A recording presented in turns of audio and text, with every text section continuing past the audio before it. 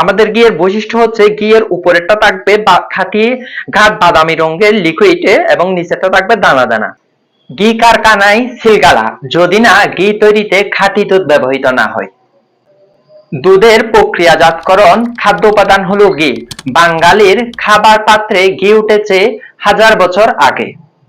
পোলাও, বিরিয়ানি, ভর্তায় শুধু নয়, এমনকি সাদা ভাতের সাথেও ঘি অত্যন্ত জনপ্রিয় হয়ে উঠেছে ভোজন রসিকের কাছে।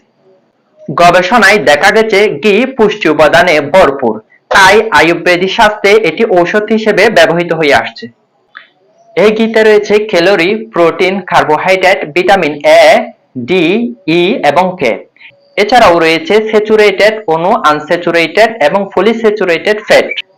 ঘিতে থাকা ভিটামিন এ, ডি, ই এবং কে আমাদের হাড়কে শক্তিশালী করে এবং আমাদের মস্তিষ্কের ধারণ ক্ষমতাকে বৃদ্ধিতে অত্যন্ত সহায়ক।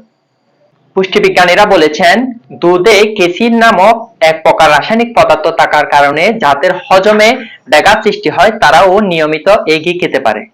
তাই সুস্থ থাকতে প্রতিদিনের খাদ্য তালিকায় ঘি রাখা অত্যন্ত জরুরি। আপনি যদি ঘাস খাওয়া গরুর খাঁটি দুধের ঘি খোঁজেন তাহলে আমাদের ঘিটা আপনার জন্য। আমাদের ঘিয়ের বৈশিষ্ট্য হচ্ছে ঘিয়ের উপরেরটা থাকবে খাঁটি গাঢ় বাদামি রঙের লিকুইডে এবং নিচেরটা থাকবে দানা দানা। এটি কিন্তু আপনি ফ্রিজে রাখলে সম্পূর্ণটাই একই লেভেলে কিন্তু বসে যাবে, জমে যাবে। হ্যাঁ,